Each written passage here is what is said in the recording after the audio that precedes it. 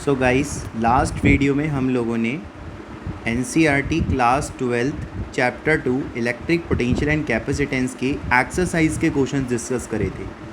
आज हम additional exercise के न्यूमेरिकल्स के सॉल्यूशन डिस्कस करेंगे। हमारे पास additional exercise class 12th chapter 2 का फर्स्ट क्वेश्चन है, 12th क्वेश्चन। इसमें हमसे कहा गया है कि एक चार्ज है 8 मूली coulomb is located at the origin. इसका मतलब हमारे पास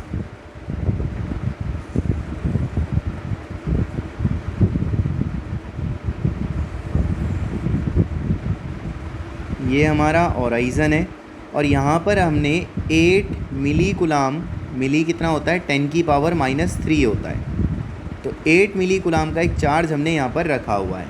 ठीक है, calculate the work done in taking a small charge of -2 coulomb from A point P। अब P का जो कोऑर्डिनेट है वो है 0,0,3। 3 का मतलब वो Z कोऑर्डिनेट होगा।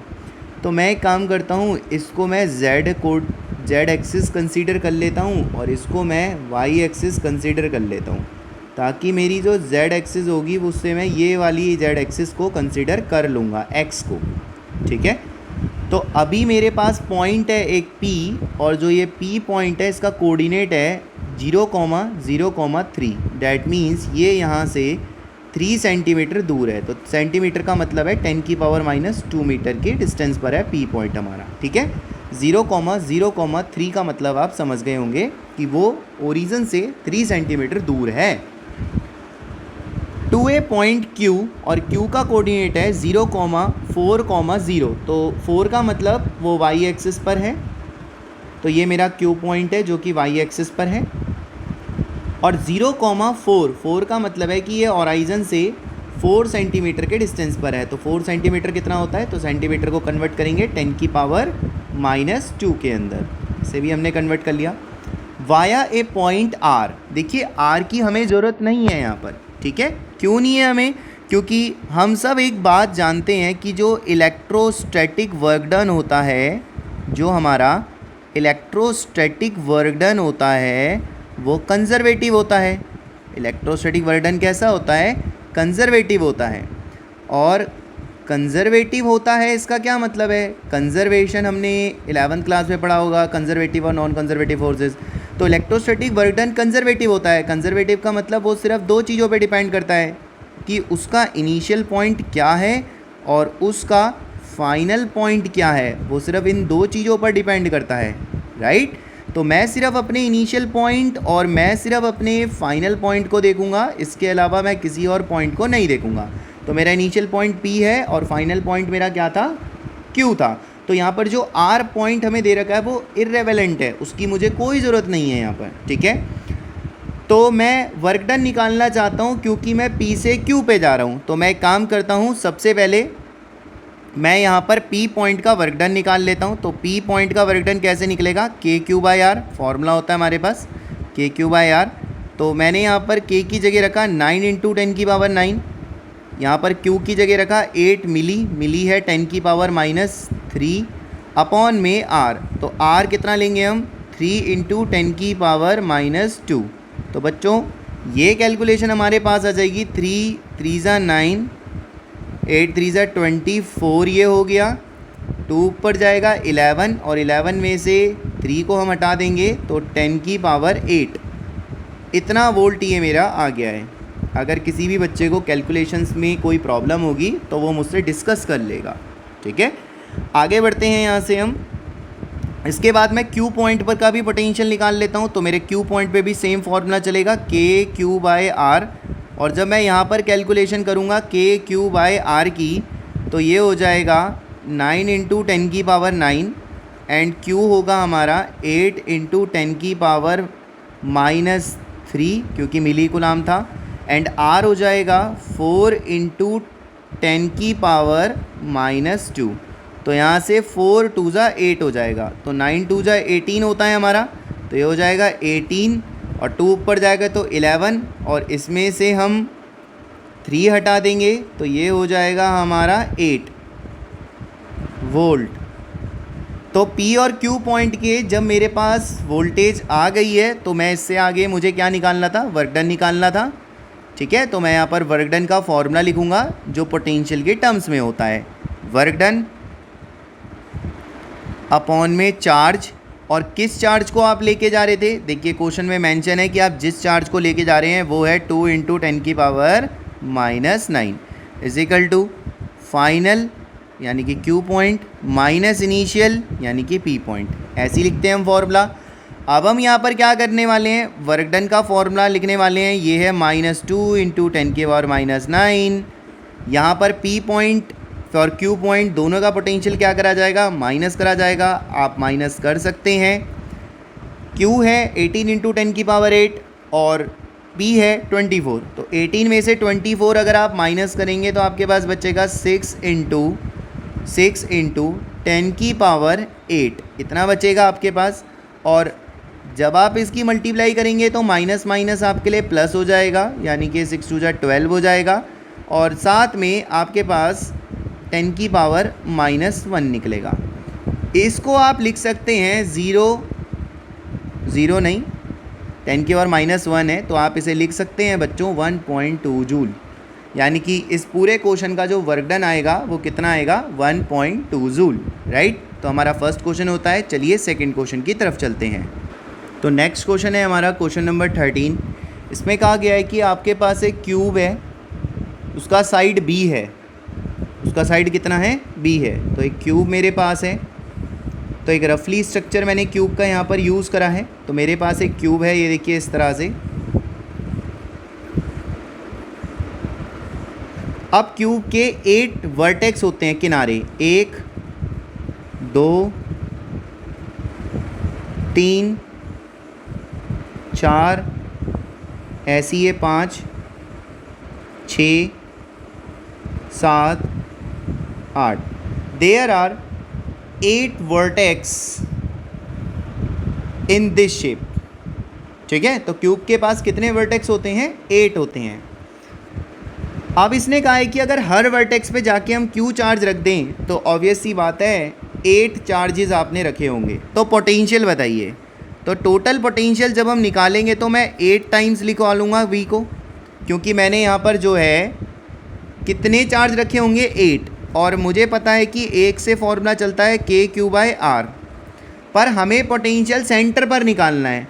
तो हम सब जानते हैं कि जो क्यूब का डायगोनल होता है वो होता है √3 इंटू में साइड।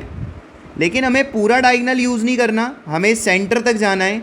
तो इसका मतलब हम क्या करने वाले हैं, डायगोनल का हाफ करने वाले हैं, क्योंकि हमें पूरा डायगोनल नहीं चाहिए, हमें डायगोनल का हाफ चाहिए जो हमें सेंटर तक ले जाएगा। ठीक है, क्योंकि मुझे कहाँ से निकालना है, सेंटर पर पोटेंशियल निकालना है यहाँ पे।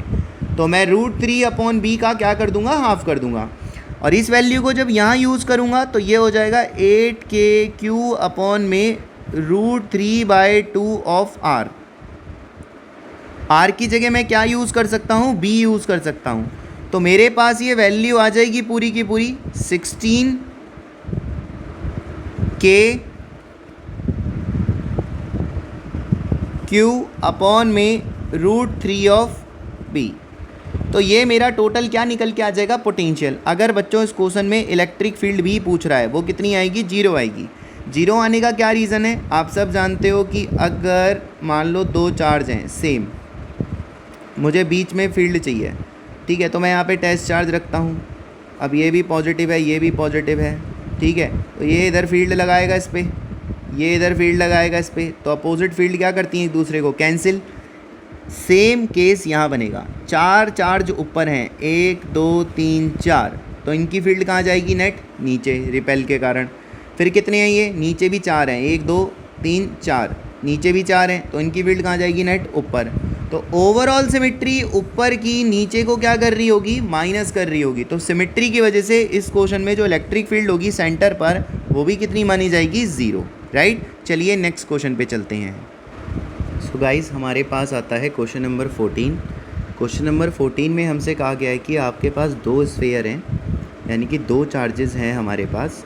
तो मैंने 2 चार्जेस ये यूज़ कर लिए। पहला चार्ज ये रहा 1.5 5 माइक्रो, माइक्रो होता है 10 की पावर -6, ये यूज़ कर लिया। और मेरे पास दूसरा चार्ज आता है और दूसरा चार्ज होता है 2.5 माइक्रो, तो माइक्रो मैंने यूज़ कर लिया 10 की पावर -6, और इन दोनों के बीच में जो डिस्टेंस है ये 30 सेंटीमीटर है। तो 30 सेंटीमीटर मेरे पास ये डिस्टेंस है, तो मैं ठीक है बाद में यूज़ कर लूँगा 30 का, अभी मुझे पता है कि इनके बीच में डिस्टेंस 30 है। हमें बताना है potential and electric field mid point of the line. तो अगर मैं मिड पॉइंट पे जाऊँ और सबसे पहले इलेक्ट्रिक फील्ड आपको बताऊँ, तो यहाँ पर हम एक टेस्ट चार्ज रख देंगे इलेक्ट्रिक फील्ड बताने के लिए।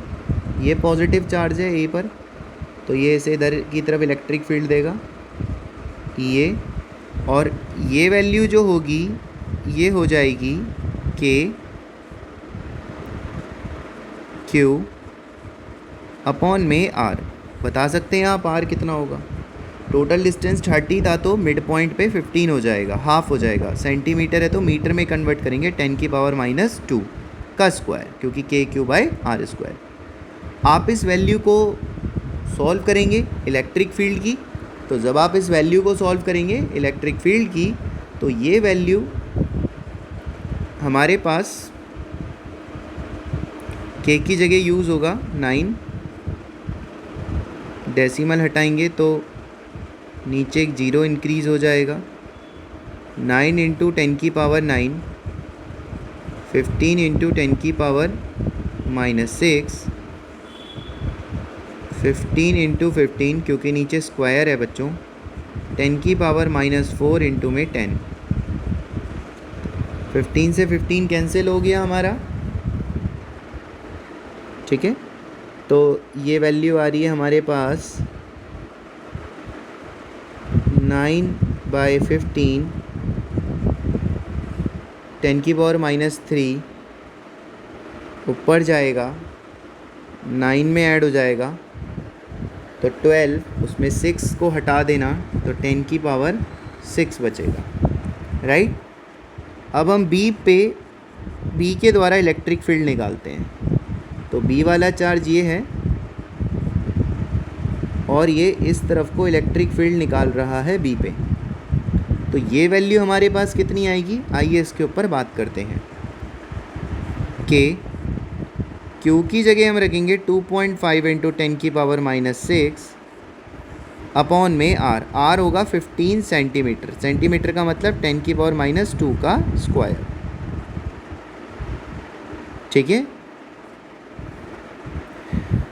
इसको भी हम पूरा सॉल्व कर लेंगे, बिल्कुल वही डेसिमल नीचे आ जाएगा, 10 बना देगा, ठीक है। सारी कहानी वही रहेंगी हमारी, तो ये 10 की पावर 6 ही आएगा सेम, बस यहाँ पर क्या होगा 15 आ जाएगा पूरा सॉल्व करके, क्योंकि के की वैल्यू 9 इंटू 10 की पावर 9 होगी, तो 25 की 9 से मल्टीप्लाई होगी तो वो हो जाएगा 125, और 15 से उसे डिवाइड कर लोगे तो वो हमारे पास 15 दे देगा वैल्यू।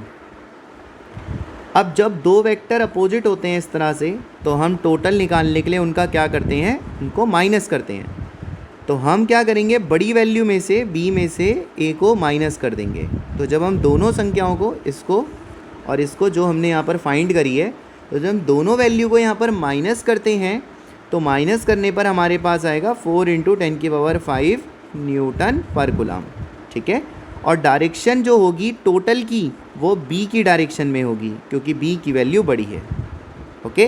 ये फर्स्ट क्वेश्चन का बच्चों मेरे पास एक्सप्लेनेशन है कि मुझे इलेक्ट्रिक फील्ड और पोटेंशियल दोनों बताते थे। तो मैंने अभी इसमें क्या बता दिया आपको, इसमें मैंने आपको इलेक्ट्रिक फील्ड एक्सप्लेन कर दी। आइए पोटेंशियल एक्सप्लेन करते हैं।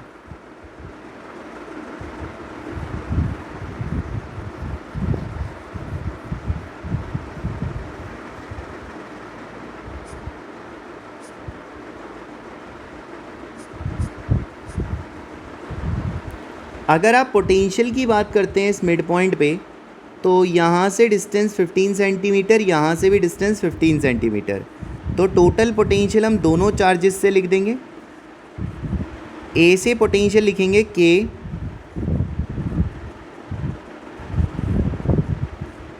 Q अपॉन में R, तो यहाँ पर आ जाएगा हमारे पास 15 सेंटीमीटर 10⁻²।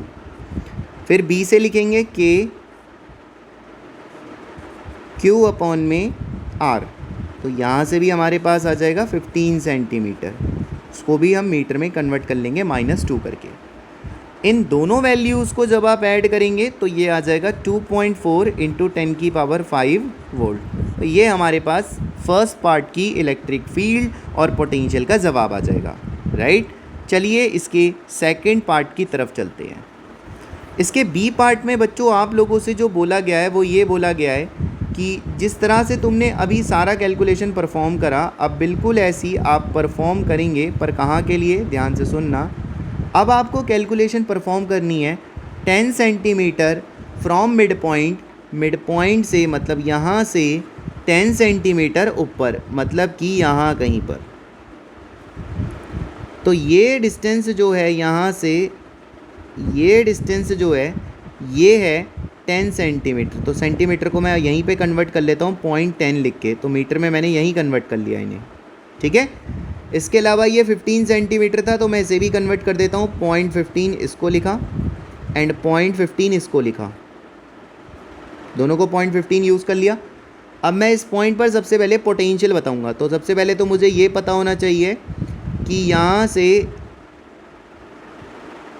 ये डिस्टेंस कितना है और यहाँ से भी ये डिस्टेंस कितना है, क्योंकि तभी आप KQ/R लिख पाएंगे। तो इस डिस्टेंस को निकालने के लिए इस डिस्टेंस को मैं कुछ एज्यूम कर लेता हूँ। चलिए मैं एज्यूम कर लेता हूँ इसको P। तो मैं AP निकालूँ या मैं P भी निकालूँ, दोनों इक्वल होंगे पाइथागोरस थ्योरम के अकॉर्डिंग, और वो होंगे √ पहली साइड का स्क्वायर मतलब 0.10 का स्क्वायर प्लस दूसरी साइड का स्क्वायर मतलब 0.15 का स्क्वायर। बच्चों यहाँ तक की बात आप लोगों को अगर क्लियर है तो ये संख्या निकल के आ जाएगी हमारी 325 √ में, और 325 को मैं अप्रॉक्सीमेट 0.18 मीटर के आसपास लिख सकता हूँ, ठीक है। तो मैं इतने के अराउंड इस वैल्यू को लिख सकता हूँ। तो मैंने अप्रॉक्सीमेट इसको 18 मानते हुए 0.18 पे मैं इसको ले गया वैल्यू को, राइट। अब मैं यहाँ से आगे बढ़ता हूँ। अगर मुझे P पॉइंट पर टोटल पोटेंशियल निकालना है तो मैं दोनों चार्जेस का एडअप करूँगा और उसे सॉल्व करूँगा। A वाले चार्ज से लिखूँगा KQ अपॉन में R, तो मेरे पास Q का वैल्यू मुझे दिख रहा है और R का वैल्यू है AP है 0.18।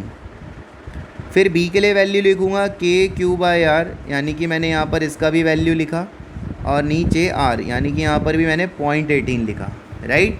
जब मैं दोनों वैल्यू सॉल्व करूँगा मेरे पास वैल्यू आएगी 2 × 10⁵ वोल्ट। ये है इसके बी पार्ट में पोटेंशियल का जवाब, ठीक है। आइए चलिए इलेक्ट्रिक फील्ड भी हमें निकालनी है, तो इसके बी पार्ट की इलेक्ट्रिक फील्ड के लिए सोचते हैं क्वेश्चन।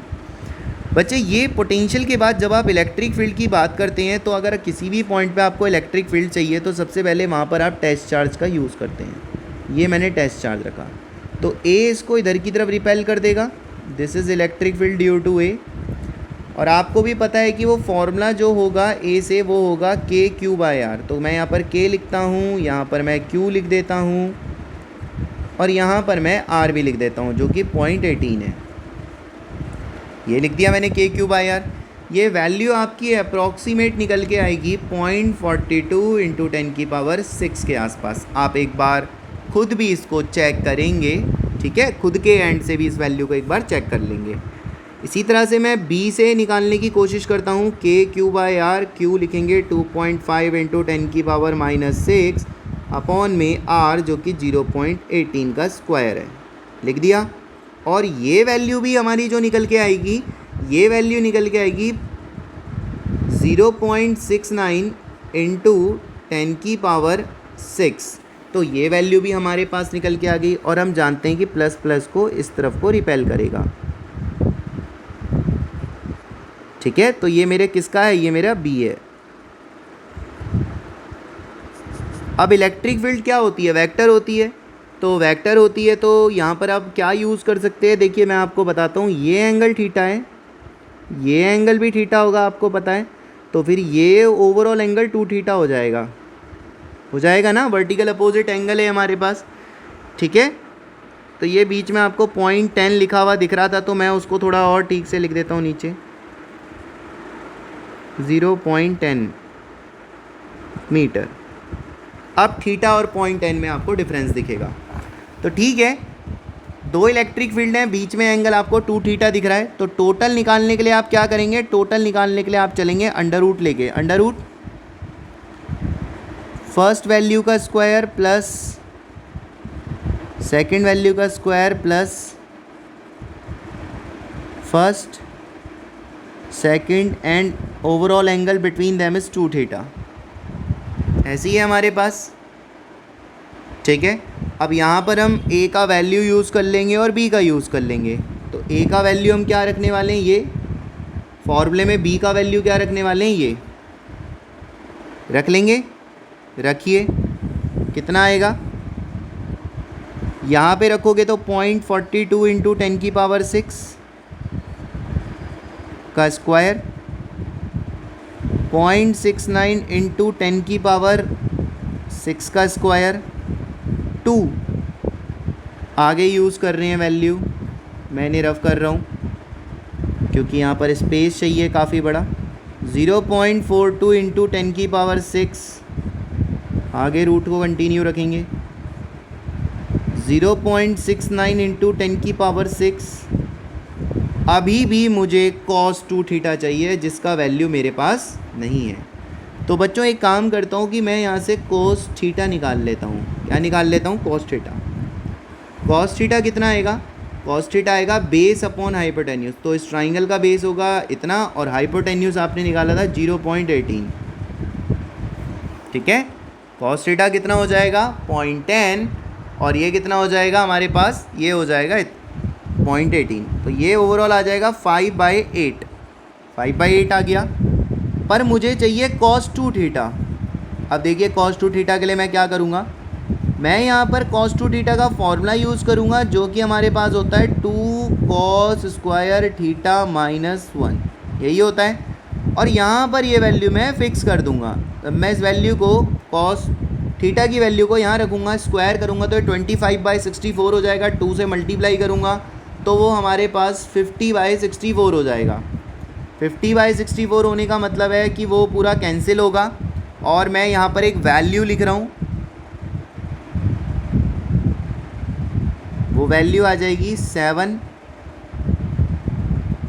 माइनस में वैल्यू आएगी अपॉन में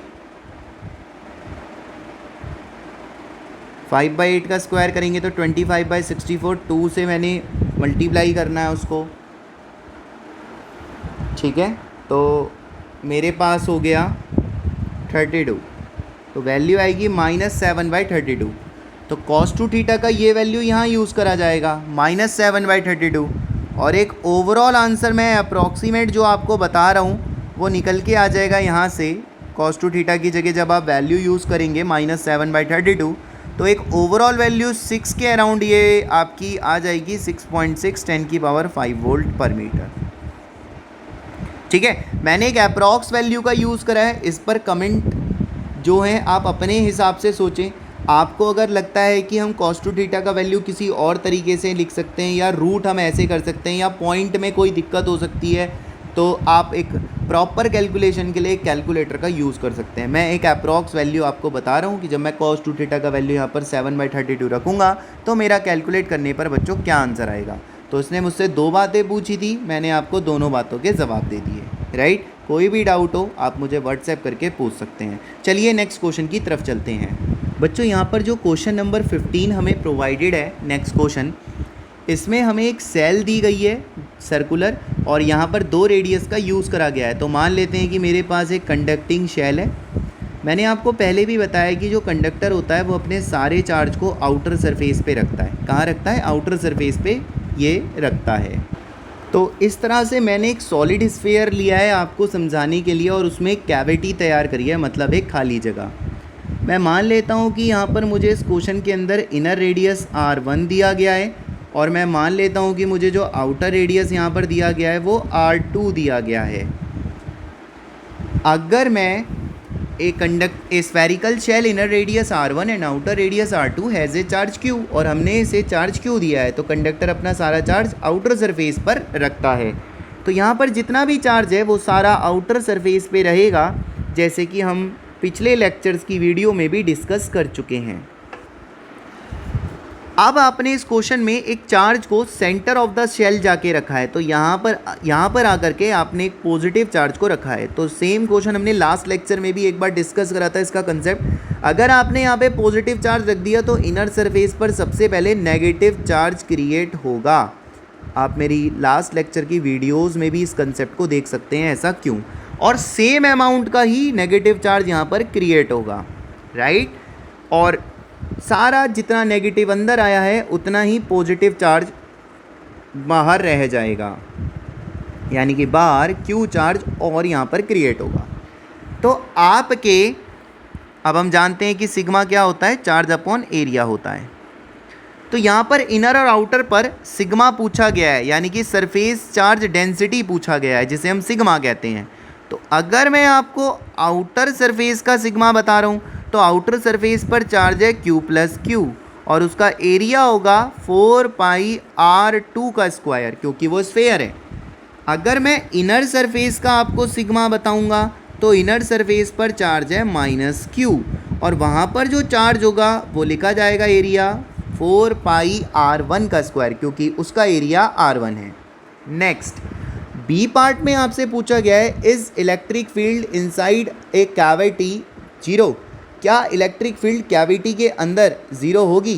क्या इलेक्ट्रिक फील्ड इस कैविटी के अंदर ज़ीरो होगी? और दूसरा क्या है, even if shell is not spherical, मतलब चाहे शेप कुछ भी हो, but has any irregular shape, explain. तो बच्चों यहाँ पर कंसेप्ट ये कहता है कि क्या electric field inside a cavity zero होगी जब चार्ज नहीं है, जब चार्ज नहीं है। देखो अभी आपने इस पार्ट में चार्ज रखा था पॉजिटिव Q, तो यहाँ पर क्या होगा कि नेगेटिव चार्ज आया और फिर क्या होगा, positive to negative electric field बन सकती है। क्या हो सकती है? बन सकती है। लेकिन ऐसा तब होता है जब आप यहाँ पर एक पॉजिटिव चार्ज रखेंगे, ठीक है। ये कंपटीशंस में भी पूछा गया है सेम ऐसा क्वेश्चन। जब आप चार्ज रखेंगे तो नेगेटिव चार्ज भी बनेगा अंदर वाली शेल पर जैसे अभी है, तो फिर इलेक्ट्रिक फील्ड भी बनेगी पॉजिटिव टू नेगेटिव। पर बच्चों अगर मैं यहाँ पर चार्ज नहीं रखूँ, जैसे कि उसने मुझे क्वेश्चन में डिस्कस कराया है कि अगर आप यहाँ पर मान लो नहीं रखोगे तो क्या होगा, आओ डिस्कस करते हैं तब क्या होगा कंसेप्ट। तो चार्ज हमारा Q ही है, आपने अंदर कोई चार्ज नहीं रखा। अब आपने अंदर कोई चार्ज नहीं रखा तो एक काम करो, इस पॉइंट पर मतलब एक पॉइंट कंसीडर करो और उस पर एक गॉसियन सरफेस तैयार करो, क्योंकि फ्लक्स से रिलेट होती है फील्ड, आपको भी पता है फ्लक्स होती है number of field line crossing per unit area. तो फ्लक्स से ही आप किस पे जा सकते हो, फील्ड पे जा सकते हो। तो ये आपने क्या करा, ये आपने गॉसियन सरफेस यहाँ पर कंसीडर करा। इसके बी पार्ट का जवाब चल रहा है आपके लिए। तो सबसे पहले हम क्या करेंगे, गॉसियन सरफेस क्रिएट करेंगे और ये देखेंगे कि इस गॉसियन सरफेस के अंदर कोई चार्ज है। तो इस गॉसियन सरफेस के अंदर कोई भी चार्ज नहीं है, टोटल चार्ज जीरो है। अगर आपका फ्लक्स ही जीरो हो जाए, क्योंकि आपको पता है गॉस लॉ था Q/ε0 और Q क्या है आपका जीरो, इनसाइड चार्ज जीरो है, फ्लक्स भी जीरो होगा। अगर फ्लक्स जीरो होगा तो इलेक्ट्रिक फील्ड लाइन का फ्लो भी उससे जीरो माना जाएगा, क्योंकि फ्लक्स क्या होता है, नंबर ऑफ फील्ड लाइन का फ्लो। तो अगर फाई जीरो होता है तो ई भी क्या माना जाएगा, ज़ीरो माना जाएगा, राइट। चलिए नेक्स्ट क्वेश्चन की तरफ चलते हैं। तो चलिए बच्चे नेक्स्ट क्वेश्चन को डिस्कस करते हैं। Question number 16। यहाँ पे हमसे कहा गया है कि जो नॉर्मल कंपोनेंट होता है इलेक्ट्रिक फील्ड का वो डिसकंटिन्यूअस होता है from one side of charge surface to another, और उसे हमें इतना प्रूफ करना है, राइट। तो मैं यहाँ पर आपको एक चीज़ बता दूँ, लेट सपोज आपके लिए मैं यहाँ पर एक चीज़ एज्यूम करके दिखाता हूँ। मान लो मैंने एक सरफेस कंसीडर करा है ये रहा, राइट। तो अगर मैंने ये सरफेस कंसीडर करा है, मान लो कि ये पॉजिटिव चार्ज का सरफेस है, तो इसका जो इलेक्ट्रिक फील्ड होगा वो पॉजिटिव डायरेक्शन का मतलब है आउटवर्ड रहेगा इस डायरेक्शन के लिए, ठीक है। तो इस डायरेक्शन को मैं E2 कंसीडर कर लेता हूँ, राइट साइड को, ये मेरा राइट साइड का डायरेक्शन है।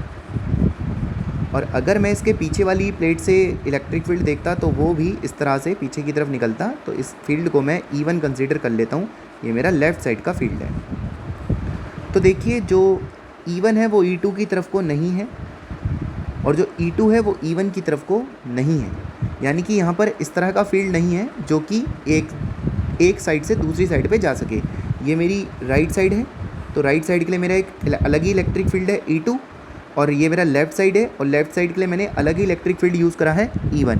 तो इसका मतलब ये है कि दोनों साइडों के लिए अलग अलग इलेक्ट्रिक फील्ड बनेगा E1 और E2, राइट। तो ये डिसकॉन्टीन्यूस तो है ही, क्योंकि अगर ये कॉन्टीन्यूस होता तो एक ही फील्ड बन रहा होता दोनों के लिए, ठीक है। इस डायरेक्शन के लिए मैंने अलग फील्ड बना रखा है E2, इसके लिए मैंने अलग फील्ड बना रखा है। तो ये कह रहे हैं कि अब ये शो करो कि E2 माइनस E1 इसके बराबर आएगा। हम जानते हैं कि जो शीट होती है उससे इलेक्ट्रिक फील्ड का जो फॉर्मूला है वो लिखा जाता है सिग्मा बाय 2 एप्सिलॉन नॉट। ये डायरेक्शन पॉजिटिव है, इसलिए मैं जो यूनिट वेक्टर इधर यूज़ कर रहा हूँ वो एक पॉजिटिव यूनिट वेक्टर यूज़ कर रहा हूँ, राइट, क्योंकि उसने क्वेश्चन में हमें बोला है कि जो आपका यूनिट वेक्टर है वो आपको n एज्यूम करना है। और इस वाली डायरेक्शन का जो इलेक्ट्रिक फील्ड है वो भी कितना होगा, सिग्मा बाय एप्सिलॉन नॉट होता है शीट से, लेकिन इस डायरेक्शन में जो यूनिट वेक्टर होगा उसको मैं नेगेटिव यूनिट वेक्टर कंसीडर कर रहा हूँ, क्योंकि ये डायरेक्शन अपोजिट है। एक राइट साइड है उसको मैंने पॉजिटिव डायरेक्शन कंसीडर करा, लेफ्ट साइड की डायरेक्शन को मैंने नेगेटिव कंसीडर करा, इसलिए मैंने वहाँ पर नेगेटिव यूनिट वेक्टर का यूज़ करा। अगर मैं इन दोनों वैल्यू को, क्योंकि मैंने अभी आपको क्या बताया कि कॉन्टीन्यूटी तो है ही नॉर्मल कंपोनेंट्स में। अब आप सोच रहे होंगे ये नॉर्मल कंपोनेंट क्या है। ये नॉर्मल कंपोनेंट जो है ये फील्ड के कंपोनेंट हैं, और आपको अभी भी मैंने क्या बताया था कि E2 E1 की तरफ को नहीं जाएगा, तो एक साइड से दूसरी साइड की तरफ को ये कंपोनेंट नहीं जा सकते हैं, ठीक है। E2 अलग है और E1 अलग है, अब आप देख सकते हैं फॉर्मूले के भी अकॉर्डिंग। तो ये देखिए ये परपेंडिकुलर है, इसलिए इन्हें कैसा कंपोनेंट कह रहे हैं, आप यहाँ पे नॉर्मल कंपोनेंट कह रहे हैं। तो अब मैं इसे प्रूफ करता हूँ कि ये देखिए मैंने यहाँ पर लिखा है, जैसे कि इन्होंने कहा था E2 माइनस E1 को प्रूफ करें, तो मैंने यहाँ पर लिखा E2 माइनस E1, तो मैंने प्रॉपर वेक्टर यूज़ करे हैं। तो E2 माइनस E1 करने पर ये हो जाएगा सिग्मा अपॉन में 2 एप्सिलॉन नॉट, ये हो जाएगा सिग्मा अपॉन में 2 एप्सिलॉन नॉट, राइट। वो माइनस क्यों आ रहा था फॉर्मूले में, उसका एक्सप्लेनेशन मैं आपको दे चुका हूँ कि वो माइनस क्यों आ रहा था, क्योंकि वो डायरेक्शन को रिप्रेजेंट कर रहा है। और अभी ये क्या हो जाएगा प्लस, अगर दोनों को ऐड करा जाए हाफ और हाफ को, तो ये ऐड होकर के sigma by epsilon not unit vector बन जाएगा, राइट। अगर मैं दोनों साइड पर यूनिट वेक्टर से मल्टीप्लाई कर दूँ, मतलब यहाँ भी मल्टीप्लाई कर दी, तो फिर इसका मतलब है मुझे यहाँ पर इसको भी इससे मल्टीप्लाई करना पड़ेगा। यूनिट वेक्टर का वैल्यू कितना होता है, 1 होता है, तो यहाँ पर ये दोनों के दोनों 1 इंटू 1 क्या हो जाएंगे, 1 ही हो जाएगा, और हमारे पास एक आंसर आ जाएगा जो है सिग्मा बाय एप्सिलॉन नॉट। सिर्फ क्या इतना आ जाएगा, sigma by epsilon not, right. तो ये मुझे इसमें प्रूफ करना था और वो मैंने इसमें प्रूफ कर दिया। आइए इसके बी पार्ट की तरफ चलते हैं।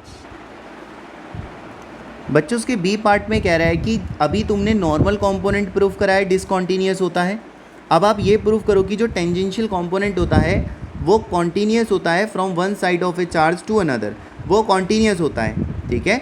और आप ए पार्ट के लिए गॉस लॉ का यूज़ करेंगे, तो वो जो सिग्मा बाय 2 एप्सिलॉन नॉट हमने पहले पार्ट में अभी यूज़ करा था वो आपको भी पता है गॉस लॉ से आता है। लेकिन अब जो हमने अभी पढ़ा बी पार्ट, उसके लिए आप वर्क डन का कंसेप्ट यूज़ करेंगे, ऐसा ये हिंट में कह रहा है। बच्चों देखो मैं आपको यहाँ पर एक छोटी सी बात बताना चाहूँगा, वो आपको पता होनी चाहिए।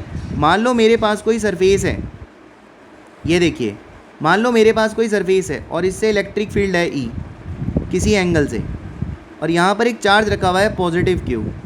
तो बच्चों ये जो चार्ज है ये अलोंग द सरफेस मूव करता है, अलोंग द सरफेस मूव करता है। क्या कारण है कि अगर ये जो इलेक्ट्रिक फील्ड है मान लो ये किसी एंगल पर होता, अगर मान लो ये इलेक्ट्रिक फील्ड किसी एंगल पर होता तो कंपोनेंट निकल जाता है E cos थीटा। और जब भी किसी चार्ज को इलेक्ट्रिक फील्ड में रखा जाता है तो उस पर क्या लगने के चांसेस होते हैं, फोर्स लगने के चांसेस होते हैं F=QE, जिसकी वजह से ये चार्ज पार्टिकल आपका अलोंग दी सरफेस क्या कर सकता है, मूव कर सकता है ना।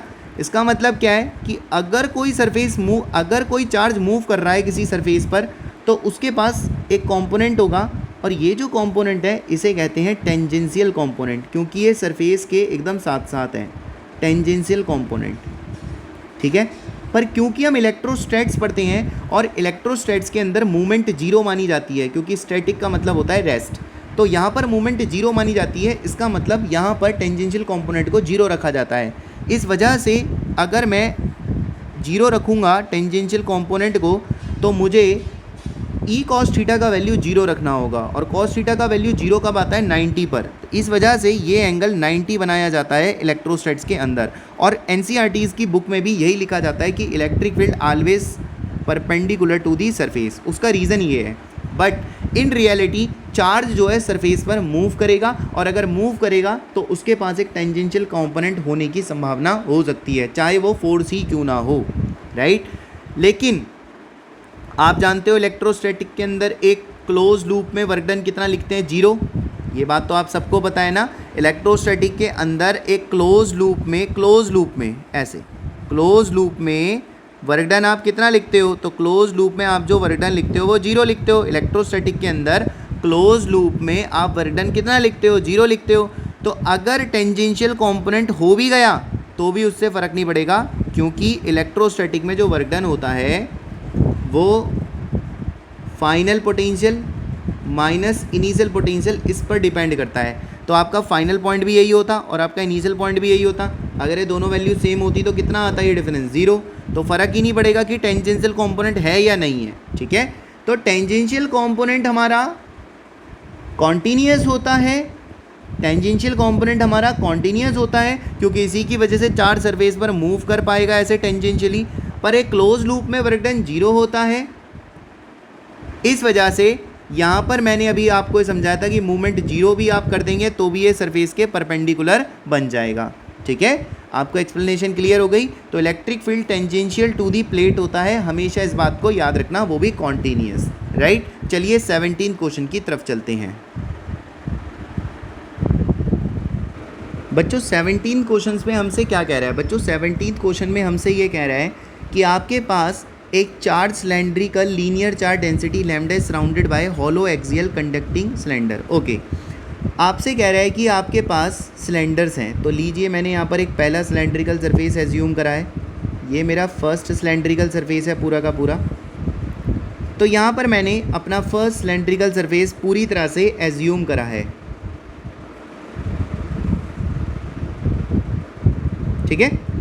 एंड यहाँ पर मैं एक और सरफेस एज्यूम करूँगा, क्योंकि यहाँ पर मेरे पास कोएक्सियल है। कोएक्सियल मतलब 2 होंगे और एक्सिस सेम होगी। तो यहाँ पर मैंने एक और सिलेंड्रिकल सरफेस एज्यूम करा है।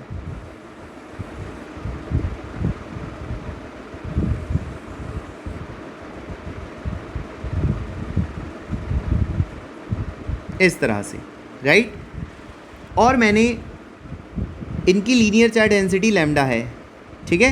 What is the electric field between the space in between the cylinders? इन दोनों सिलेंडर के बीच में क्या इलेक्ट्रिक फील्ड होगा? तो मान लेते हैं कि इसका रेडियस r1 है, और मान लेते हैं कि इसका बाहर वाले का रेडियस r2 है, ठीक है। अब मान लेते हैं कि आपने इसे पॉजिटिव चार्ज दिया, और आप अच्छे से एक बात जानते हो कि कंडक्शन के कारण, जैसे हम पिछली क्लासों में भी डिस्कस करते आए हैं, इनर सरफेस वाला ये हिस्सा नेगेटिव चार्ज बन जाएगा। ऐसे ही होता है कंडक्टर में, अंदर वाला सरफेस क्या बन जाता है? नेगेटिव बन जाता है, राइट। लेकिन हमें, और लैम्डा इसकी चार्ज डेंसिटी थी जैसे कि मैंने बताया था, और इसकी माइनस लैम्डा होगी इनर सरफेस पे। लेकिन हमें इलेक्ट्रिक फील्ड जो निकालनी है वो इन दोनों के बीच में, यानी कि यहाँ पे निकालनी है। तो मैं यहाँ पर एक गॉसियन सरफेस ड्रॉ करूँगा, और वो भी सिलेंड्रिकल टाइप का ही गॉसियन सरफेस यहाँ पर ड्रॉ करा जाएगा। लीजिए, तो मैंने यहाँ पर एक गॉसियन सरफेस ड्रॉ कर दिया है।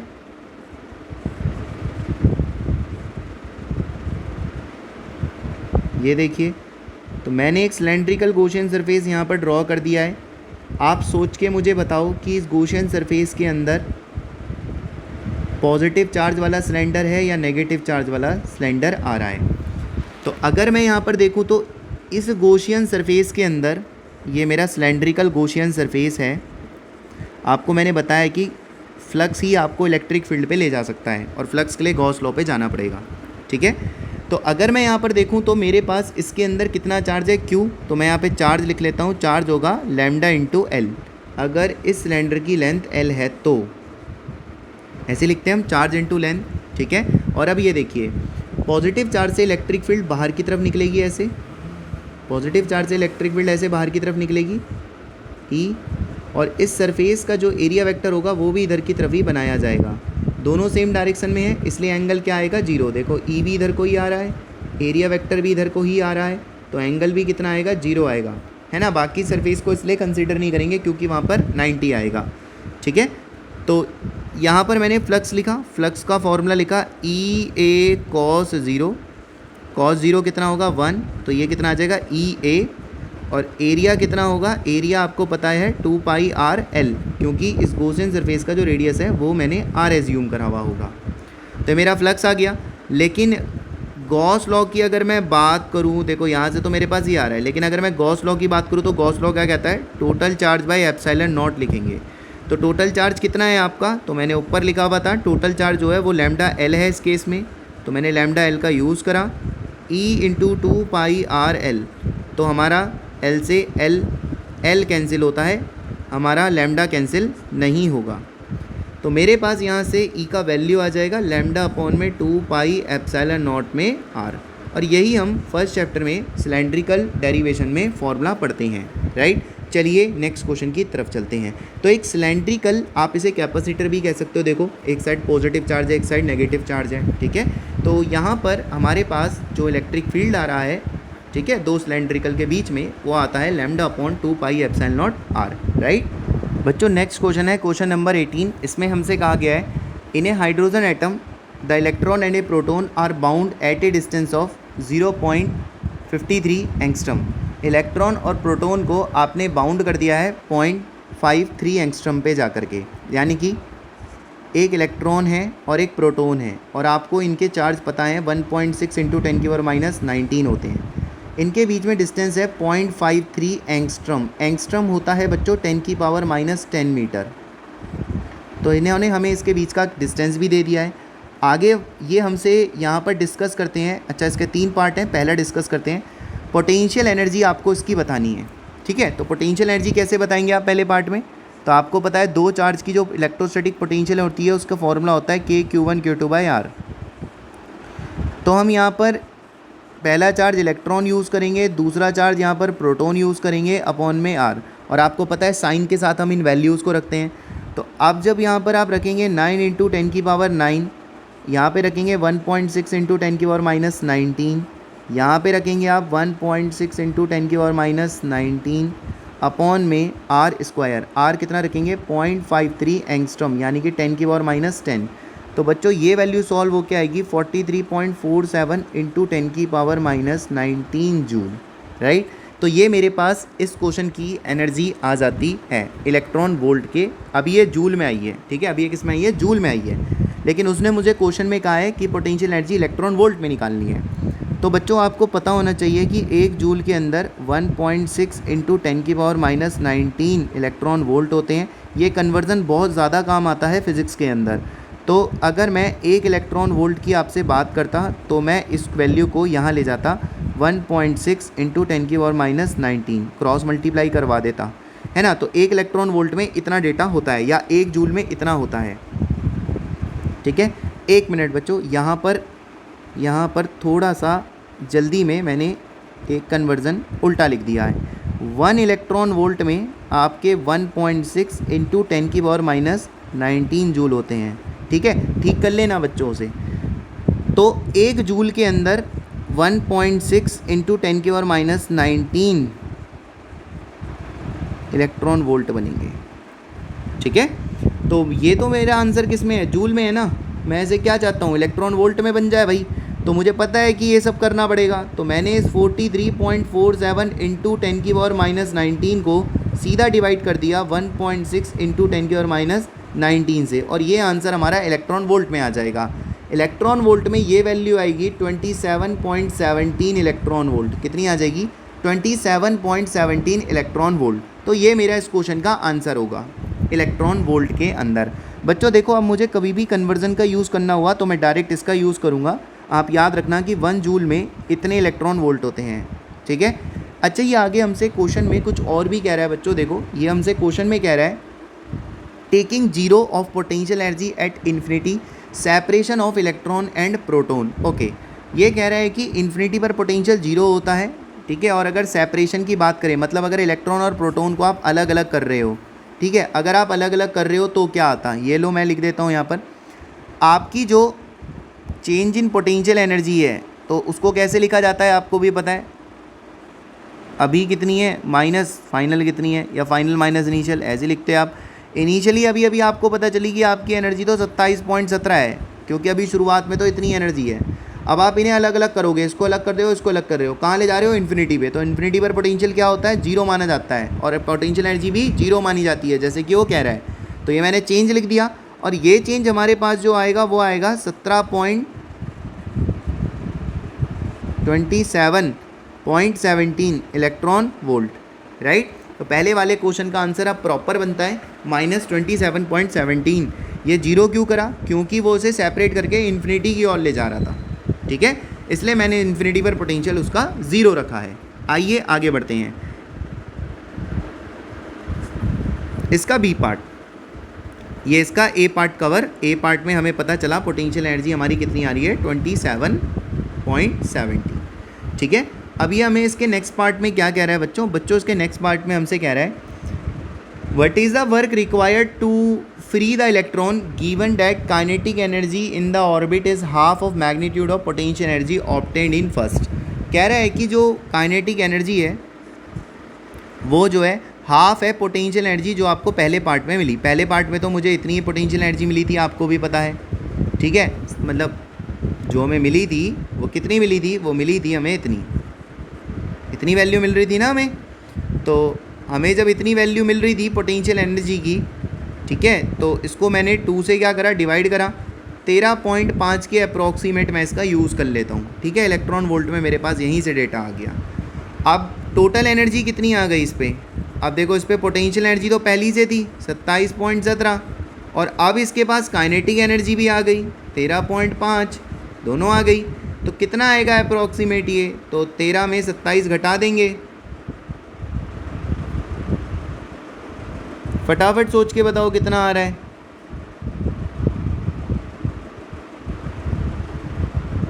कितना आया बताओ,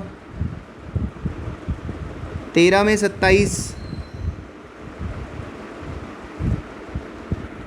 तो बच्चों आपने माइनस कर लिया होगा, ये वैल्यू भी आपको अप्रॉक्सीमेट 13.5 या 6 के अराउंड ही मिल रही है, ठीक है। तो ये वैल्यू हमारे पास इतनी आ रही है, और इतना ही वर्क डन ये, क्योंकि आपको पता है वर्क क्या होता है, वर्क आपकी टोटल एनर्जी, मतलब वर्क आपकी एनर्जी होती है, ठीक है। तो टोटल एनर्जी जो आपकी है इतना ही आपको क्या करना पड़ेगा, वर्क करना पड़ेगा। तो कितने वर्क की ज़रूरत है हमारे को इतने ही वर्क की ज़रूरत है जितना आपके सामने है, 13.6। चलिए नेक्स्ट इसके सी पार्ट की तरफ चलते हैं।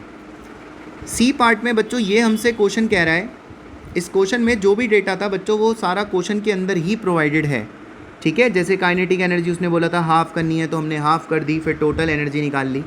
अब बच्चों ये हमसे क्वेश्चन में क्या कह रहा है कि अभी आपने फर्स्ट पार्ट में इसका इन्फिनिटी पे सेपरेशन माना था, ठीक है, बट ये इस क्वेश्चन में हमें क्या कह रहा है, आपका आंसर ए और बी का क्या होगा यदि पोटेंशियल एनर्जी 1.06 एंगस्ट्रॉम के सेपरेशन पर जीरो मानी जाएगी। तो सबसे पहले आप ये निकाल लो कि जब डिस्टेंस 1.06 एंगस्ट्रॉम है तो पोटेंशियल एनर्जी है कितनी, और उतनी वैल्यू को हम जीरो मान लेंगे, ठीक है। तो हमने इसके लॉजिक में, हमने इस क्वेश्चन के लॉजिक में क्या करा, सबसे पहले पोटेंशियल एनर्जी निकाल दी, ठीक है। तो पोटेंशियल एनर्जी निकाली Q1, जैसे कि हमें चार्ज दो ही दिए गए हैं, एक इलेक्ट्रॉन दिया गया है और एक प्रोटॉन दिया गया है, तो हमने दोनों चार्जों को यहाँ पर लिखा है, अपॉन में दूरी का स्क्वायर, और दूरी हमें कितनी दे रखी है 1.06 एंगस्ट्रॉम। एंगस्ट्रॉम कितना होता है 10⁻⁻10 होता है। ये वैल्यू सॉल्व होके आ रही है 21.74 इंटू 10⁻⁻19 जूल, राइट, क्लियर। तो इतनी वैल्यू, अच्छा ये जूल में है तो इसे इलेक्ट्रॉन वोल्ट में कन्वर्ट करना है हमें, जैसे कि मैंने आपको अभी कहा था। तो मैंने कहा था उस कन्वर्जन को याद रखना, मैं 1.6 से इंटू 10⁻⁻19 से इस वैल्यू को डिवाइड करता हूँ, और ये वैल्यू मेरे पास 19 से 19 कर देगा, तो ये 13.5 के ही अराउंड ये आ रहा है। लेकिन ये जो पोटेंशियल एनर्जी आ रही है इसको आपको जीरो मानना पड़ेगा, क्योंकि वो क्वेश्चन में क्या कह रहा था कि जब सेपरेशन 1.06 है तब सोचो कि पोटेंशियल एनर्जी जीरो है। तो हमने क्या करा, इस वैल्यू का यहाँ यूज़ करा और ये देखने की कोशिश करी कि कितनी वैल्यू को ये जीरो बोल रहा है। तो इतनी वैल्यू को क्या करना पड़ेगा, जीरो, मतलब हटाना पड़ेगा अपने आंसर से। आपके पास पहले पार्ट में एनर्जी थी कितनी, याद करो, आपके पास पहले पार्ट में एनर्जी थी 27.17, आपको अगर याद हो, तो इसमें से इतनी हटानी पड़ेगी क्योंकि इतने को आप जीरो मान रहे हो। तो मैं एक काम करता हूँ, मैं चेंज निकाल लेता हूँ, ठीक है। तो मैंने चेंज निकाला पोटेंशियल एनर्जी का, तो मैंने कहा कि यार पहले तो मेरे पास 27.17 थी फाइनल माइनस इनिशियल, और अब मैं इनिशियल इसको मानूंगा, जीरो नहीं मानूंगा क्योंकि ये संख्या मेरी जीरो के बराबर है। तो मैंने इस वाली वैल्यू का बच्चों यूज़ करा। आप समझे इस क्वेश्चन में क्या लॉजिक था? बस इस क्वेश्चन का यही लॉजिक है और कोई लॉजिक नहीं है कि इस वैल्यू को जीरो कंसिडर करना है, क्योंकि उसने क्या बोला था, जब आपके पास इतना डिस्टेंस हो, जब आपके पास इतना डिस्टेंस हो तब आप जीरो कंसिडर करो। तो इतने डिस्टेंस को कितनी एनर्जी मिल रही है? 13.5। तो मैंने फाइनल माइनस इनिशियल यूज़ करा यहाँ पर भी, जैसे पिछले क्वेश्चन में यूज़ करा था, या इनिशियल माइनस फाइनल आप यूज़ कर सकते हो। और मैंने उससे क्या निकाल लिया? चेंज इस क्वेश्चन का, राइट। तो मुझे पता चल गया कि अच्छा अब इतनी एनर्जी का डिफरेंस आ जाएगा। और वैसे भी अगर आप 27.17 में से इतनी एनर्जी हटा दोगे 13.5, तब भी तो आपका डिफरेंस इतना ही आएगा, ठीक है। तो चलिए यहाँ से आगे बढ़ते हैं नेक्स्ट क्वेश्चन की तरफ। बच्चों हमारे पास है अगला क्वेश्चन, क्वेश्चन नंबर 19। इसमें कहा गया है कि if one of two electron of H2 molecule, H2 molecule पे कितने इलेक्ट्रॉन होते हैं? 2 होते हैं, ठीक है। उसमें से हम एक को अगर रिमूव कर दें तो हमें मिलेगा H2+, ठीक है। क्या मिलेगा? H2+। तो H2+ में 2 इलेक्ट्रॉन होने चाहिए थे और 2 प्रोटॉन, पर एक निकाल दिया तो 1 प्लस आ गया H2+ में। अब मेरे पे 2 प्रोटॉन है और एक क्या है? इलेक्ट्रॉन। 2 क्या है? 2 तो हैं प्रोटॉन। देखिए H2+ मॉलिक्यूल की बात हो रही है, 2 हाइड्रोजन है तो 2 प्रोटॉन होंगे, प्लस का मतलब 2 इलेक्ट्रॉन में से एक निकाल दिया तो एक ही इलेक्ट्रॉन बचा हुआ होगा। अब ये हमसे कह रहा है the 2 proton are separated by 1.5 angstrom distance. इन दोनों के बीच में जो डिस्टेंस है वो 1.5 एंगस्ट्रॉम है। तो एंगस्ट्रॉम मतलब 10⁻⁻10 है। एंड इलेक्ट्रॉन इज़ रफली 1 एंगस्ट्रॉम फ्रॉम ईच प्रोटॉन। तो ये वाला जो प्रोटॉन है वो इससे भी और इससे भी, दोनों से 1 एंगस्ट्रॉम दूर है। 1 एंगस्ट्रॉम का मतलब है 10⁻10 मीटर, 10⁻10 मीटर, इतना दूर है। The potential energy of the system, कह रहा है पोटेंशियल एनर्जी सिस्टम की क्या होगी? Specify your choice of zero potential energy. देखिए जीरो पोटेंशियल एनर्जी कहाँ पे मानी जाती है? तो जीरो पोटेंशियल एनर्जी हमारी इन्फिनिटी पे मानी जाती है, आप सबको पता है। और पिछले क्वेश्चन में भी हमने यही बात बोली थी कि इन्फिनिटी पर हम मानते हैं, ठीक है। फिलहाल इस क्वेश्चन का आपको पोटेंशियल एनर्जी निकालना है। तो पोटेंशियल एनर्जी निकालने के लिए मैं देख लूँगा कि यहाँ पर कितने पेयर्स एग्जिस्ट करेंगे चार्ज के। तो एक पेयर ये एग्जिस्ट करेगा, एक पेयर आपका ये एग्जिस्ट करेगा, 2 फार्मूला लगेगा, और एक पेयर आपका ये एग्जिस्ट करेगा, 3 फार्मूले लगेंगे।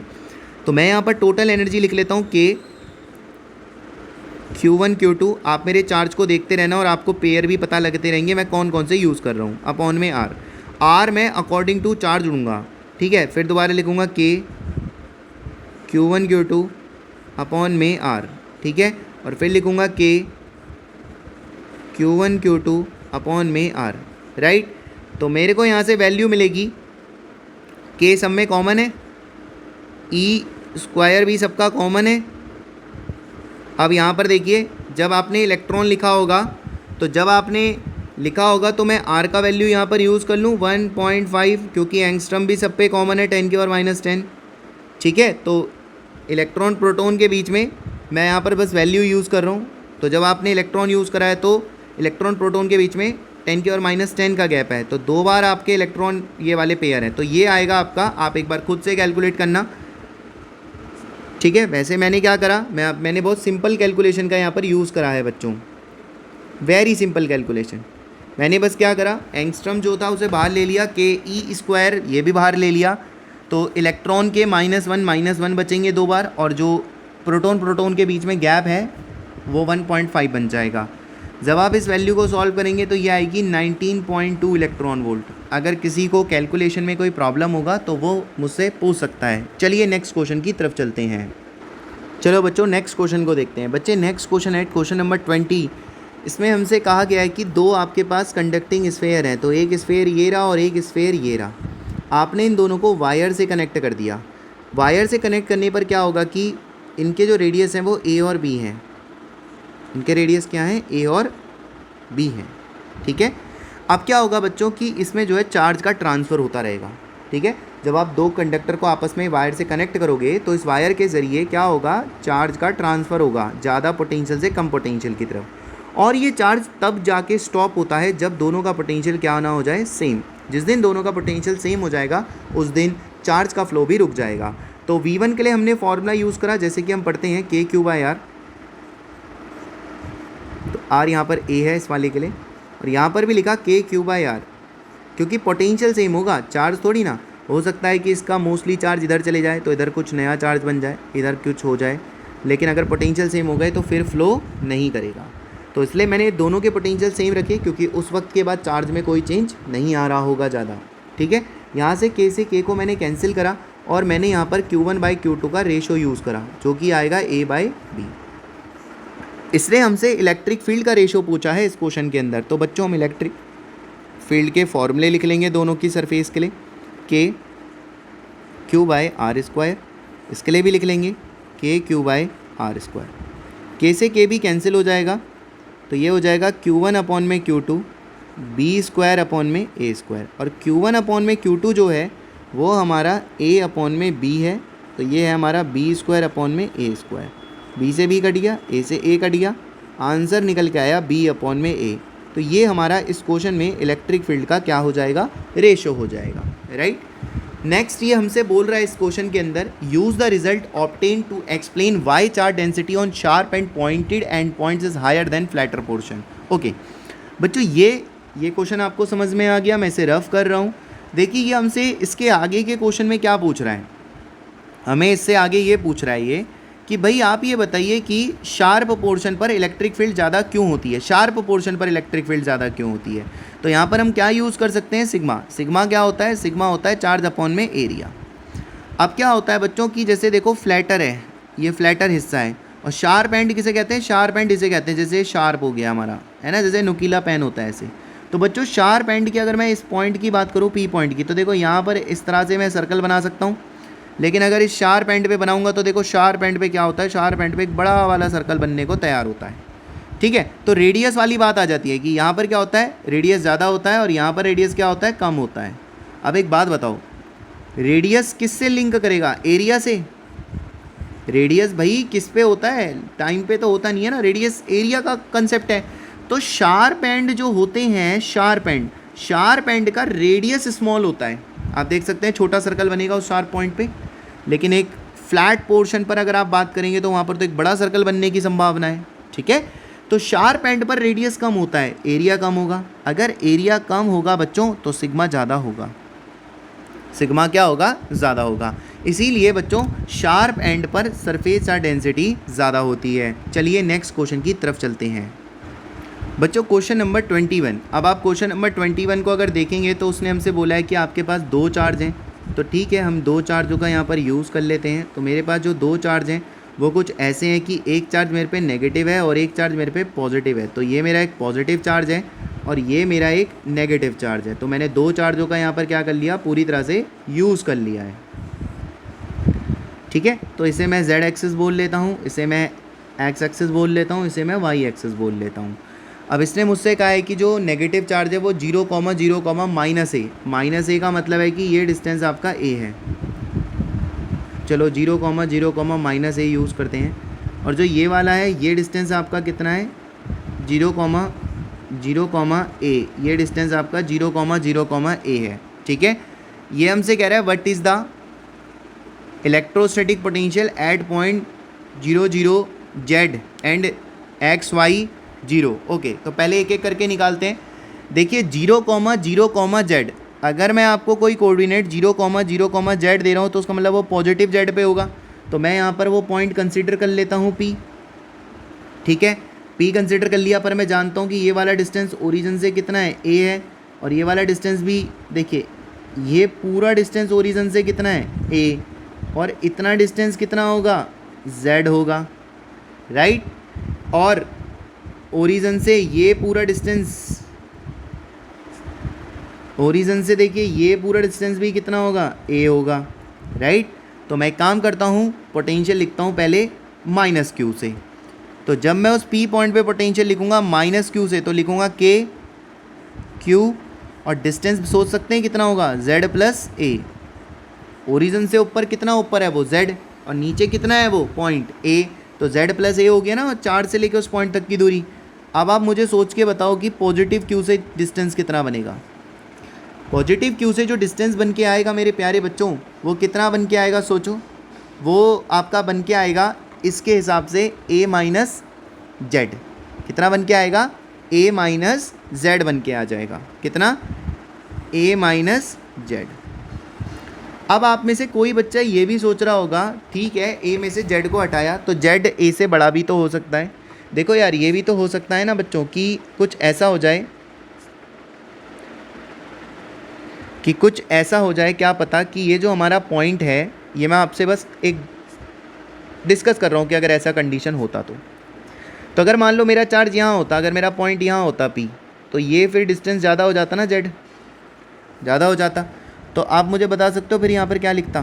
फिर यहाँ पर मैं लिख रहा होता Z माइनस ए, है ना। तो ये भी हो सकता है कि Z बड़ा हो और ये भी हो सकता है कि Z छोटा हो। मैंने आपसे दोनों ही केस डिस्कस कर दिए। इन दोनों ही केस में मैं K को कॉमन ले सकता हूँ और यहाँ पर बना सकता हूँ माइनस क्यू अपॉन में Z प्लस ए, और यहाँ पे बना सकता हूँ Q अपॉन में Z प्लस ए, Z माइनस ए। ऐसा हो सकता है ना। आराम से सोचना क्वेश्चन को, कोई बहुत जल्दी नहीं है हमें, ठीक है। अब देखिए यहाँ पर मैं एलसीएम ले लूँगा। एलसीएम लेने पर क्या होगा कि ये तो हो जाएगा चार्ज इंटू में 2a, और ये हो जाएगा z square minus a square, और चार्ज इंटू डिस्टेंस क्या होता है? p होता है। क्या होता है? p होता है। तो मैं अगले स्टेप में इसको ऐसे लिख सकता हूँ कि के पी अपॉन में z square minus a square. तो ये मेरा यहाँ पर आंसर बन के आ जाएगा पूरा का पूरा, ठीक है। चलिए इसके अगले पार्ट की तरफ चलते हैं। बच्चे, जो इसका बी पार्ट है उसमें कहा गया है कि potential at a distance R, ठीक है, किसी आर डिस्टेंस पे। तो आपको याद होगा कि इसमें दो चार्ज थे, एक था माइनस क्यू और एक था प्लस क्यू, और इक्वल एंड अपोजिट है, तो ऐसे चार्ज को हम डाइपोल कहते हैं। और किसी भी पॉइंट पे अगर मुझे पोटेंशियल निकालना है तो आपको याद होगा कि हमारे सिलेबस में इसका डेरिवेशन होता था कि डाइपोल के द्वारा किसी भी पॉइंट पे पोटेंशियल, ठीक है। तो आप उस थ्योरेटिकल पॉइंट को पूरी तरह से यहाँ पर लिख सकते हैं, जैसे कि मैंने क्लास में भी आपसे डिस्कस करा है, ठीक है। किसी को दिक्कत होगी तो आप उससे डिस्कस कर लेना, पूछ लेना, कोई उसमें दिक्कत नहीं है, ठीक है। चलिए हम इसके सी पॉइंट की तरफ चलते हैं। बच्चे, इसके सी पॉइंट में आप लोगों से बोला गया है कि आपको कितना वर्क डन करना पड़ेगा जब आप इस चार्ज को 5,0,0 से किसी चार्ज को 7,0,0 पे ले जा रहे हैं। सबसे पहली बात है, इसका मतलब है एक्स एक्सिस। क्या मतलब है इनका? X axis. तो इसका मतलब आप एक्स एक्सिस में किसी चार्ज को ले जा रहे हैं। अब आप मुझे एक बात बताइए कि आपने यहाँ पर एक पॉजिटिव चार्ज रखा था और यहाँ पर एक नेगेटिव चार्ज रखा था, ये जेड एक्सिस में थे, जेड एक्सिस पे थे, तो जो इलेक्ट्रिक फील्ड है वो जेड एक्सिस पर ही होगी ना, ऐसे जेड एक्सिस पर ही तो होगी ये इलेक्ट्रिक फील्ड जो है हमारी, ठीक है। तो इस इलेक्ट्रिक फील्ड के जो परपेंडिकुलर होता है, आपको याद होगा, वो इक्विपोटेंशियल सरफेस होता है, और डाइपोल के परपेंडिकुलर जो इक्विपोटेंशियल सरफेस होता है उसको हम इक्विटोरियल कहते हैं। याद करो, दो तरह के इक्विपोटेंशियल सरफेसेस बनते हैं डाइपोल पर, एक एक्सियल पढ़ते थे हम और एक हम इक्विटोरियल पे पढ़ते थे, याद करो डेरिवेशंस में, है ना, थ्योरी जो होती थी हमारी। तो डाइपोल के परपेंडिकुलर मतलब ये हमारी इलेक्ट्रिक फील्ड है, ये हमारी इलेक्ट्रिक फील्ड है, देखिए ये हमारी इलेक्ट्रिक फील्ड है, और इस फील्ड के, ये हमारी इलेक्ट्रिक फील्ड है, और इस फील्ड के परपेंडिकुलर आपने एक सरफेस बनाया, इक्विपोटेंशियल सरफेस, ये जो है हमारा, ठीक है, क्लियर। तो इस इलेक्ट्रिक फील्ड के परपेंडिकुलर आपने एक इक्विपोटेंशियल सरफेस बनाया है। अरे भाई, एक्स एक्सिस की बात हो रही है, तो जेड एक्सिस के परपेंडिकुलर ही तो होता है एक्स एक्सिस, इसीलिए मैं इसकी यहाँ पर बात कर रहा हूँ। तो आप एक्चुअल में क्या है कि चार्ज को इस एक्स एक्सिस में मूव करा रहे हो ऐसे, तो इक्विपोटेंशियल सरफेस पर पोटेंशियल क्या होते हैं? जीरो। अगर हमारा पोटेंशियल जीरो होगा तो वर्क भी क्या होगा? जीरो। क्यों? क्योंकि वर्क क्या होता है? Charge into change in potential. लेकिन जब आप एक्स एक्सिस पे चलोगे तो एक्स एक्सिस तो इक्विपोटेंशियल सरफेस बन के बैठी भी होगी, वो भी इक्विटोरियल वाली, जिस पर पोटेंशियल क्या चलता है? जीरो चलता है। तो चेंज कितना आएगा? जीरो आएगा। इसीलिए मैं आपसे बोल रहा हूँ कि सी पार्ट का आंसर क्या बन जाएगा? ज़ीरो बन जाएगा, ठीक है। आगे कहता है कि क्या आपका आंसर डिपेंड करेगा पाथ पे? नहीं करेगा, ठीक है, आप कैसे भी उसको ले जाओ, क्योंकि हमारा जो इलेक्ट्रिक स्टैटिक होता है उसमें जो वर्क डन होता है इलेक्ट्रोस्टैटिक में, वो सिर्फ आपके फाइनल पॉइंट और इनिशियल पॉइंट पर ही डिपेंड करता है और किसी पर डिपेंड नहीं करता। तो वो कह रहा है does the answer change if path of test charge between the 2 point is not along axis. अगर मैं पाथ को चेंज कर दूँ, अगर आप पाथ को चेंज कर दोगे तब भी कोई फ़र्क नहीं पड़ेगा, क्योंकि तब भी आपका इनिशियल पॉइंट और फाइनल पॉइंट वही है, चाहे आप वाई एक्सिस के घूम के आ रहे हो। ठीक है, इसीलिए सी का जो आंसर बनेगा वो आपका वर्क डन 0 ही रहेगा हमेशा। ठीक है, आइए चलिए नेक्स्ट क्वेश्चन की तरफ चलते हैं बच्चों। नेक्स्ट क्वेश्चन जो उसने एनसीईआरटी ने हमें दिया है, क्वेश्चन नंबर 22। देखिए इस क्वेश्चन में हमसे क्या डिस्कस करने को कहा गया है।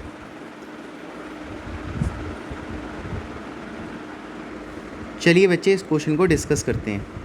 बच्चे इस क्वेश्चन में आपको दो डाइपोल दे रखे हैं, जैसे कि एक डाइपोल आपका ये रहा क्यू चार्ज का, एक ये रहा आपका माइनस क्यू का, एंड देन एक देखिए इसी के साथ है माइनस क्यू एंड ये प्लस क्यू। तो यहाँ पर दो डाइपोल हो जाते हैं। एक डाइपोल देखिए ये वाला हो गया, इनके बीच में डिस्टेंस ए है। एक डाइपोल आपका ये हो गया, इनके बीच में डिस्टेंस ए है। तो इस तरह से ये क्वाड्रुपल्स हो गए, क्योंकि यहाँ पे 4 चार्ज हैं तो ये क्वाड्रुपोल हो गए, इलेक्ट्रिक क्वाड्रुपोल हो गए। ठीक है, क्वाड मतलब 4, इलेक्ट्रिक मतलब 4, 4 चार्जों का पोल बन गया।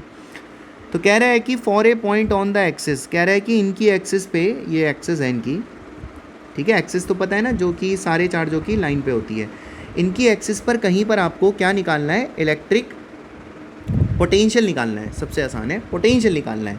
तो लेट सपोज ये वो पॉइंट है जहाँ पे मैं पोटेंशियल निकालना चाहता हूँ। तो मैं इस सिस्टम के सेंटर पे जाऊँगा।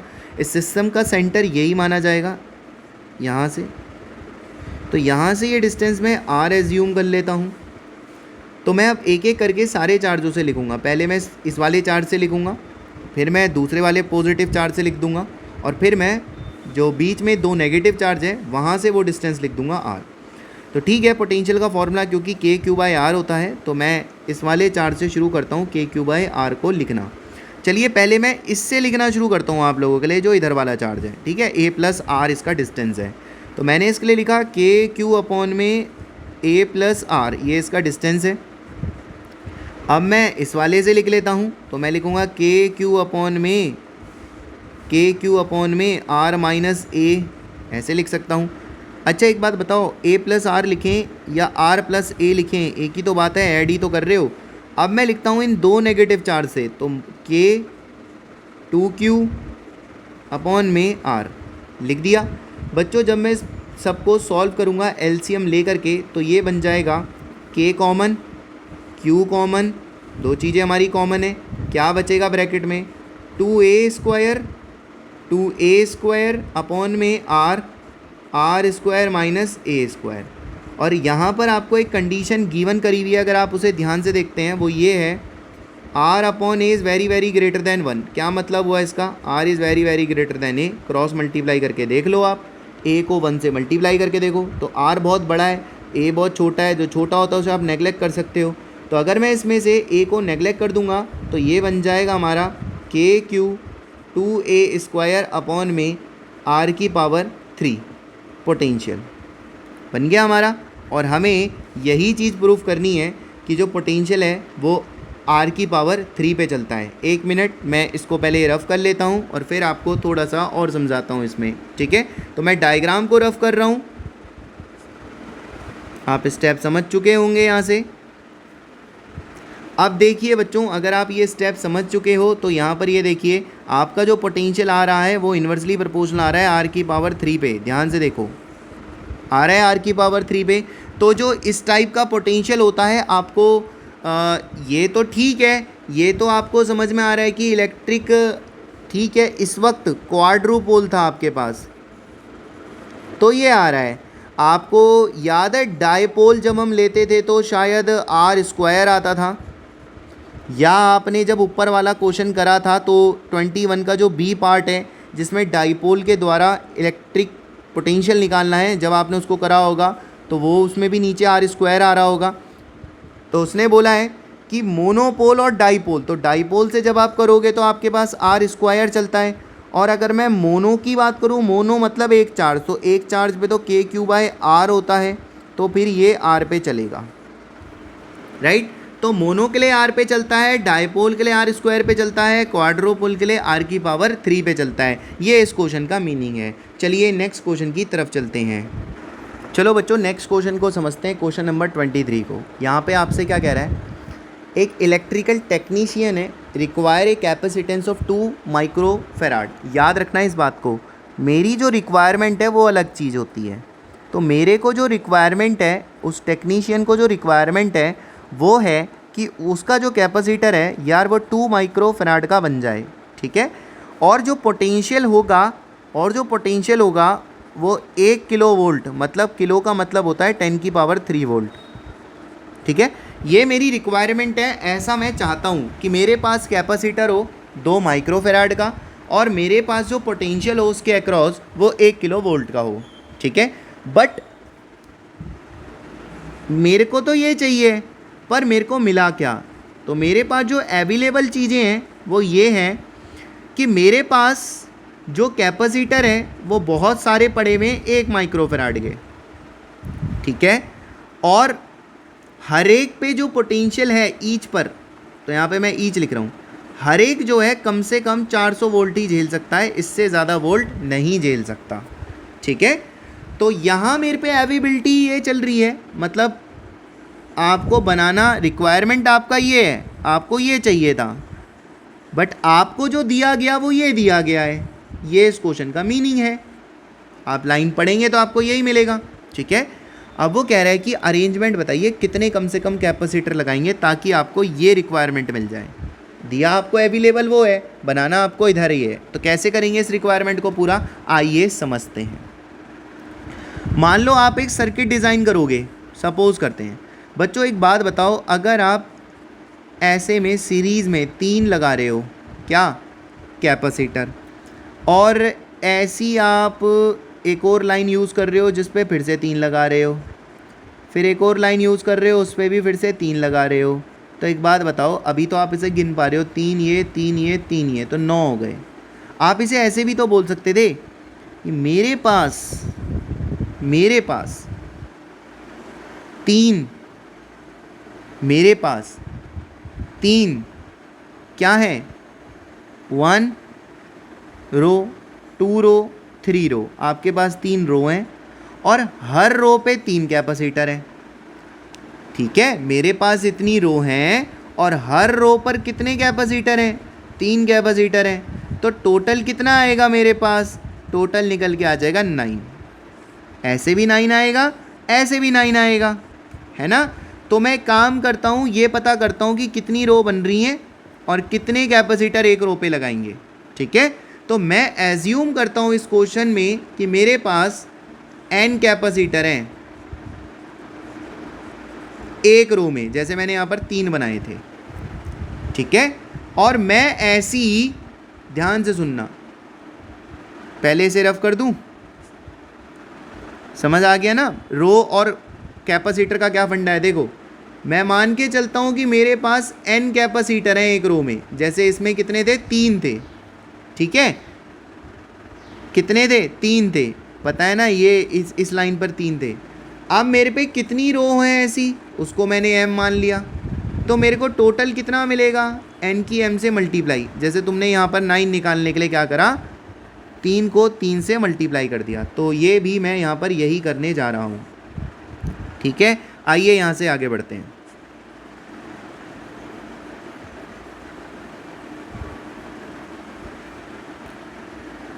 चलिए यहाँ से बातों को समझते हैं, चीज़ों को लेकर के। बच्चों सीधी सीधी बात है, ध्यान से समझते जाना। n कैपेसिटर लगाए आपने एक लाइन में, लेकिन हर एक तो 400 ही ले पा रहा है ना, तो 400 ले पा रहा है ना, और लगाए कितने कैपेसिटर हैं, n, तो मतलब समझे इसका क्या हुआ, अगर 2 कैपेसिटर लगाओगे तो n की वैल्यू 2 हो चुकी होगी, तो 400 × 2 बनेगा, अगर 3 लगाए होंगे तो 400 × 3 बनेगा। पर हम जानते हैं कि ये जितने भी वोल्टेज आ रही है, ये वोल्टेज इससे ज़्यादा नहीं होनी चाहिए, क्योंकि रिक्वायरमेंट ये है मेरी।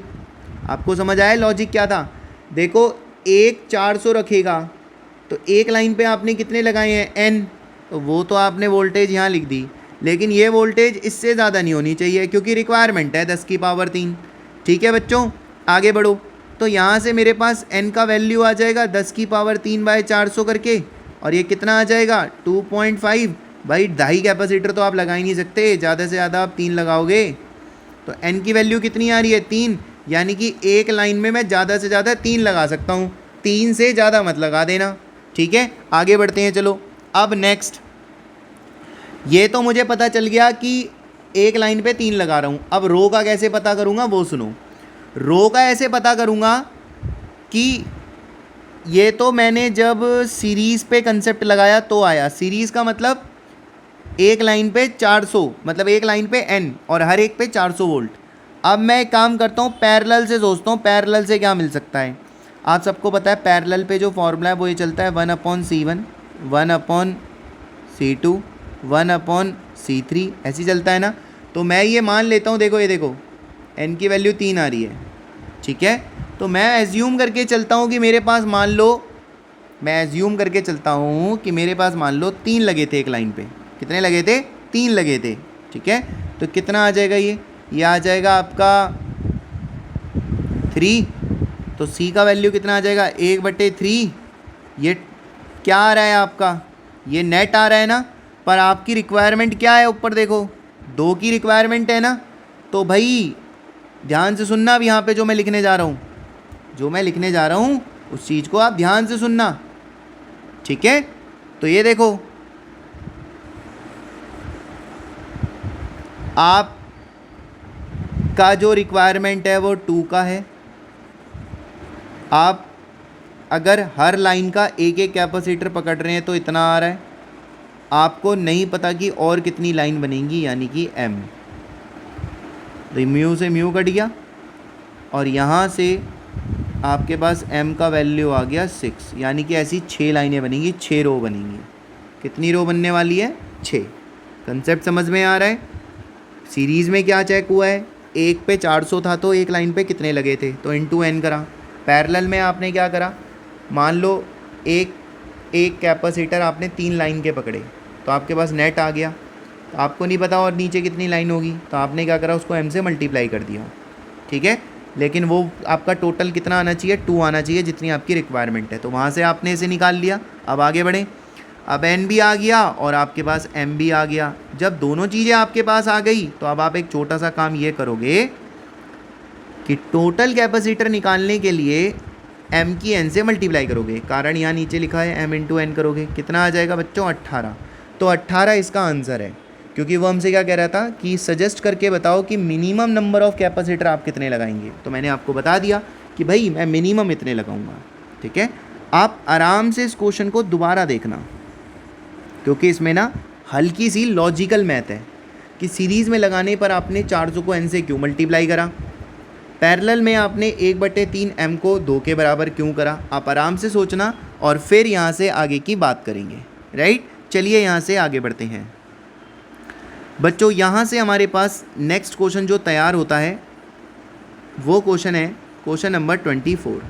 तो क्वेश्चन नंबर 24 की तरफ देखें। क्वेश्चन नंबर 24 पे हमारे को क्या क्या बोला गया है, आइए क्वेश्चन नंबर 24 चेक करते हैं।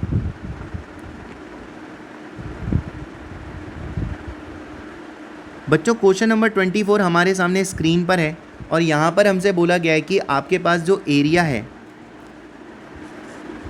2 microfarad parallel plate capacitor, separation इतना है। तो सेपरेशन आपको दे रखा है 0.5 सेंटीमीटर, जिसको मैं मीटर में कन्वर्ट कर लेता हूँ। राइट, और मेरे को यहाँ पर कैपेसिटेंस दे रखा है 2 फैराड का मेरा कैपेसिटेंस है। ठीक है, मुझे यहाँ से एरिया फाइंड करना है। तो मुझे पता है कि कैपेसिटेंस का फॉर्मूला क्या होता है बच्चों, एप्सिलॉन नॉट A/d, यही होता है। सी का वैल्यू 2 रखा, एप्सिलॉन नॉट होता है 8.85 इंटू 10⁻⁻12। एरिया मुझे फाइंड करना है और डी का वैल्यू है 0.5 इंटू 10⁻⁻2। तो जब हम यहाँ से ए को फाइंड करेंगे तो ये आ जाएगा 1.13 इंटू 10⁹ मीटर स्क्वायर।